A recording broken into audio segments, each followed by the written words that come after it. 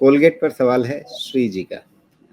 तो इन्होंने पूछा है कि 2637 के भाव पर इन्होंने 100 शेयर खरीदे हुए हैं। सही वक्त या सही दाम क्या है इसका, मतलब क्या अब बेचने का मन है क्या इनका? नहीं, ऐसे बहुत हाई आरओई बिजनेसेस हैं, लेकिन ये भी है कि बहुत लंबे समय तक कभी-कभी ये लोग थकाते भी हैं। तो इनका वैल्यूएशन मैक्सिमम, आप मुझे पीछे बहुत पूछेंगे, मैक्सिमम 20% महंगा लगता है, मैक्सिमम वैल्यूएशन के हिसाब से। बाकी इधर क्या दिखता है वो बताता हूँ। ठीक है जी। तो कोलगेट में ये है कि आपको इस लेवल से बहुत ज़्यादा आप अर्निंग की एक्सपेक्टेशन नहीं रखें, क्योंकि वैल्यूएशन ऐसा है 2650, ये वैल्यूएशन ऐसा है कि 10-15% से ज़्यादा राइज मेरे हिसाब से होनी नहीं चाहिए, वहाँ पे थकान हो जानी चाहिए 10-15% के आसपास। लेकिन इस वैल्यूएशन में आपको बहुत ज़्यादा कोई नेगेटिविटी भी नहीं लगनी चाहिए। तो मोस्टली मुझे लगता है कि इसका जो कंसोलिडेशन रेंज है फिलहाल तो 2500 से लेके 2900 ये रेंज रहना चाहिए। ये रेंज निकल जाता है तो फिर से लेके आइए, फिर से इसको समझने की कोशिश करते हैं। फिलहाल वैल्यूएशन यही सजेस्ट कर रहा है इसका। ये तो थोड़ा सा लंबा बता दिया।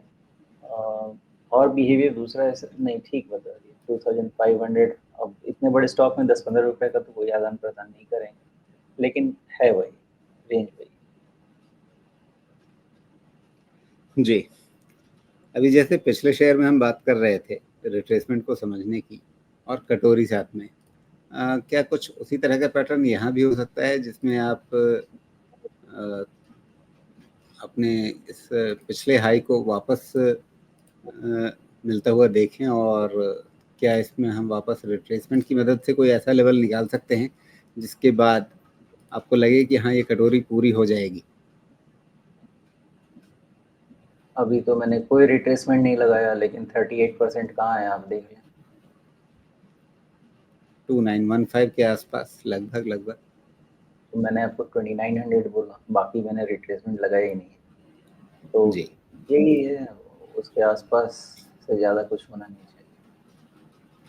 तो आप कह रहे हैं कि अभी 2900 तक ही जा पाएगा, उससे ज़्यादा नहीं जा पाएगा, मतलब कटोरी पूरी अभी नहीं होगी? वैल्यूएशन उतना ही जस्टिफाई करता है, 20% मैक्सिमम डाउन साइड और 15% मैक्सिमम अप साइड। तो आगे जैसे ईपीएस इंप्रूव होगा उसके हिसाब से हम फर्दर इसको ऐड बढ़ाएंगे जी, आगे। लेकिन इसके वैल्यूएशन का भी अगर आप ग्राफ देखें तो ठीक है, बीच में तो ये 70 के आसपास भी चला गया था, वहाँ से अब ये हल्का ही हुआ है थोड़ा सा, लेकिन अपने लॉन्ग टर्म एवरेज से थोड़ा महंगा ही चल रहा है अभी। मुझे देखिए, एक तो इसका ये आर्ग्यूमेंट बन सकता है कि भाई इतना हाई आरओई बिजनेस को तुम बोलते हो कि फिर भी महंगा है। सवाल है कि हाई आरओई का मतलब ये होता है ना राजीव जी, कि कभी भी ग्रोथ फेज आया तो इनके पास इतने एम्बिनेशन होते हैं कि फटाफट उसका ये फायदा ले सकते हैं। तो मोस्टली ये सब लोग, मुझे तो लगता है कि इनका वर्किंग कैपिटल,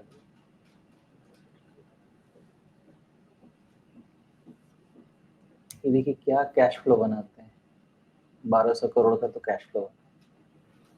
तो 1200 करोड़ रुपया तो कैश फ्लो बन रहा है, और इनके पास कितना कैश पड़ा हुआ है,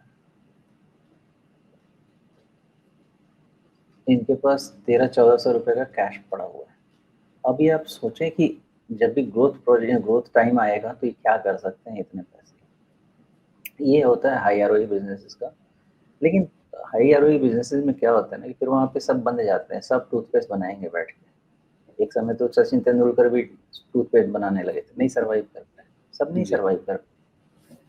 तो उसमें यही है कि जब कंड्यूसिव सिचुएशन आता है तो ये लोग ग्रोथ बहुत फटाफट अटेन करते हैं।